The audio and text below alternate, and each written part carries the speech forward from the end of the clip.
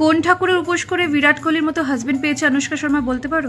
মাঠে খেলতে নামলে এনগেজমেন্ট রিং হাত থেকে খুলে গলায় মাদুলির মতো পড়ে থাকে। ওকে দূর থেকে দাঁড়িয়ে খেয়েছো, ঘুমিয়েছো সব জিজ্ঞেস হচ্ছে। ম্যাচ শেষ হওয়ার সাথে সাথে বউকে সামনে দাঁড়িয়ে ভিডিও কল করছে। এই মাঠে দাঁড়িয়ে কেন ভিডিও কল করে? সাইডে গিয়ে তো করতে পারে। লোকটা এত বিজি তবুও সময় পেয়ে যায় বউকে কল করার। তুমি কোন সি খেত কি মুলি যে বউকে ফোন করার টাইম পাও না?